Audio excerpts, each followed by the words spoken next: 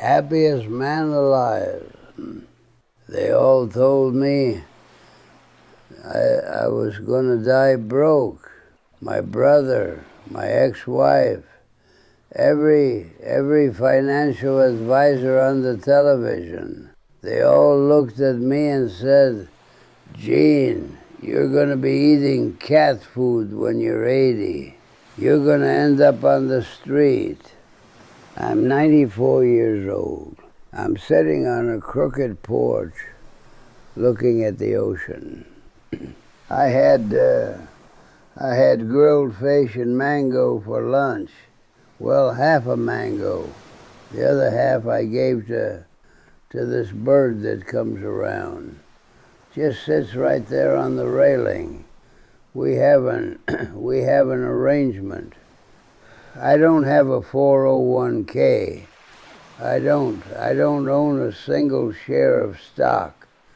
I have exactly $400 to my name. And I am the happiest man you will ever meet in your natural life. Everything they taught you about retirement, every bit of it is a lie. You're buying the lie right now, probably. I know you are. You're putting money into accounts you can't touch. Can't touch them until you're old enough that your knees don't work and your back screams when you just try to get out of bed. You're sacrificing your Tuesday, your actual Tuesday, baby, the one that's happening tomorrow. You're trading it for some someday that nobody promised you. And the really cruel part, the part that just breaks my heart, even if someday comes, and that is a big if, let me tell you, you won't know how to enjoy it. Because you spent 40 years practicing how to sacrifice, and you never once, not once, practiced how to live. I grew up in Baton Rouge. Daddy was a pipe fitter.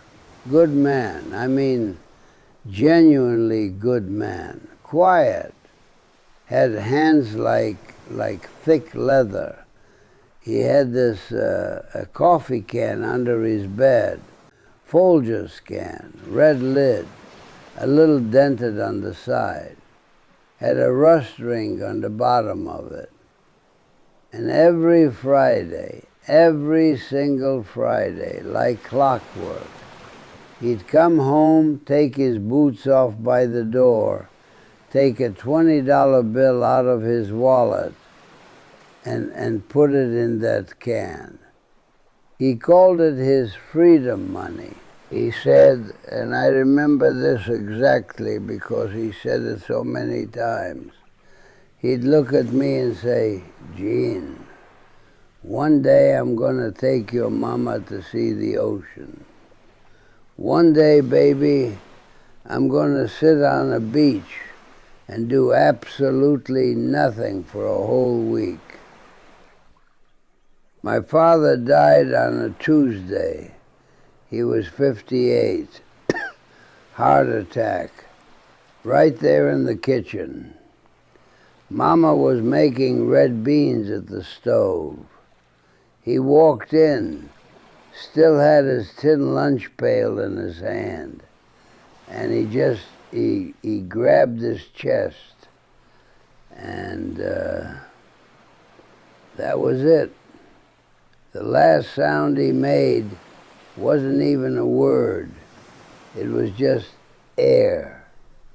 Just air leaving a man. I found the can that night. You want to know how much was in it? $2,340. 6 years. 6 years of Fridays. A man's entire dream. His entire dream, baby. Rolled up in a coffee can under a bed he died 10 feet from. And you know what we did with that money? We buried him with it. I mean, not literally in the dirt, but the funeral, the casket, the plot. It ate every single dollar. His freedom money paid for his death. So let me tell you, the ocean doesn't wait for you. It doesn't give a damn about your savings plan. The sunset is tonight, not when you're 65, tonight. But here's what nobody tells you. There's a $1 trillion industry built on making you terrified. Terrified of being broke when you're old. The banks, the brokerages, those guys on the TV with the perfect white teeth, they need you. They absolutely need you to believe that the worst thing that can happen to a human being is running out of money at 80. And look, maybe that's not great. I'm not going to sit here and tell you being broke is a party. I've been broke, real broke, eating rice for a week broke. But I'll tell you what's worse. Being 80 years old, $1 million in the bank, and a heart full of absolutely nothing. Let me tell you about my buddy Arthur. Because Arthur, Arthur did everything right. I mean, everything. Same block as me growing up. He got a scholarship, got a degree, got a job at some big insurance company up in Houston, making more money than anyone on our street had ever seen. And Arthur saved. Lord, that man saved like it was a religion. He maxed out every account. He bought the index funds, the Roth IRA, the whole alphabet soup of stuff. His wife, sweet woman, Darlene, little woman, big laugh. Darlene wanted to go to Italy. Arthur said, "Baby, when I retire." She wanted to take dancing lessons on Wednesday nights, just down at the community center. Arthur said, and I swear to you this is exactly what he told me. He said, "Darlene, I've got an early meeting on Thursday, dancing lessons, on a Wednesday." And this man said no because of a damn meeting on a Thursday morning. Think about that. Think about the sickness of that. Arthur retired at 63. He had $1.4 million in the bank. You want to know what happened 6 months later? Darlene left. Not for another man. She didn't take a dime. She just packed a little blue suitcase and she looked at him and said, "Arthur, I waited 35 years for you to show up. And you never did." Arthur called me. First time we talked in a decade. He was crying like a baby. And he said something I still think about. Every time I watch the tide come in, he said, "Gene, I saved for the future." And then he got real quiet on the line. And he said, "But the future showed up and there was nobody in it." I chose difference. And everybody, my brother, my mama, everybody thought I had lost my damn mind. I was 32, working as a supervisor at the chemical plant, making good money. I was on the path, you know, the path. The one where you just keep your head down and keep going until they give you a gold watch and tell you you can finally stop. One Saturday morning, I don't know what came over me. I just woke up and drove south, drove to Grand Isle, little beach town I'd never been. Got out of my truck, stood on the sand, felt that warm Gulf water come over my boots. And the wind, it was just wind, right? But it felt like it was blowing something off of me. Something heavy I'd been carrying since I was a boy. and I heard my daddy's voice, clear as a bell. Gene, one day I'm going to take your mama to see the ocean. I quit my job Monday morning. I was terrified. Oh, I'm not going to act like I was brave. Brave is for the movies. I was sweating at my wobbly little kitchen table every time the bills came, thinking about Arthur up in Houston doing the smart thing. But here's what I finally figured out. And it took me, God, way too long.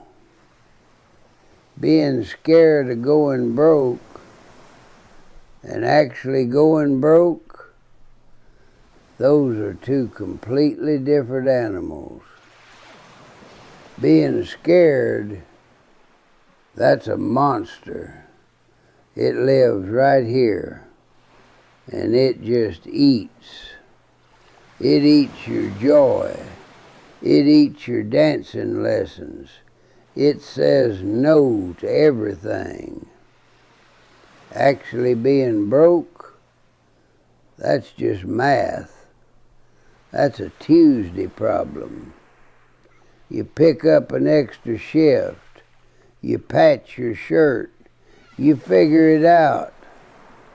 Humans have been figuring it out for 200,000 years. We are very good at it. The fear is worse than the thing. Always. Marguerite, she was my wife. Met her at the fish fry, 1971. She wore a yellow dress with these little white, I don't know, daisies on it. She looked at me, this broke fisherman with salt in his hair and a hole in his shirt, and she said, "You look like a man who knows how to live." Nobody had ever said that to me. My whole life, people said I was irresponsible, reckless, but she saw somebody free. We had 45 years in this crooked house. When she passed, peaceful, right in the bedroom there, the window was open. The last thing she heard wasn't the hospital machine. It was the waves. And it was me holding her hand.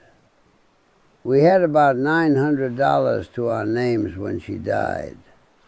Retirement isn't a number, baby. It's a feeling. And the feeling isn't, I finally have enough money to escape. It's, I have been living this whole time, and I don't need to escape from a damn thing. Now look, I know what you're thinking. Gene, I got a mortgage. I got kids. I can't just move to an island. You're right. Maybe you can't. But that is not what I am telling you to do. I'm telling you, stop worshiping the number. Stop checking that portfolio like it's your heartbeat. Stop saying, I'll be happy when I have enough, because you will never have enough. The finish line moves. I watched it eat Arthur alive, and that man was a millionaire. Here is what 94 years on this earth taught me. Spend your money on time, not things, not accounts, time. Buy yourself a Tuesday afternoon. Buy your wife those dancing lessons tonight, not when you retire. Buy your kids the trip while they still actually want to be seen with you. Because there is a window on that baby and it closes quiet. Here is the truth the financial industry will never put on a billboard. You are not saving for retirement. You are saving for death. You are putting money in a box so that when your body breaks down, when your knees give out, when you can barely even taste your food, then you'll give yourself permission to enjoy your life. That's the lie. That freedom is something you earn at 65 and not something you were born with. I'm 94 years old. I have $400. The ocean is right there, and I am not afraid. You know who's afraid? The man with a locked door and $1 million. The couple with a paid-off house and absolutely nothing left to say to each other. My daddy never saw the ocean. Arthur never went to Italy. Darlene never danced on Wednesday. And right now, baby, you are telling yourself the exact same lie they did. Later. When I have enough. The ocean is today. The beach is right now. The sunset is tonight.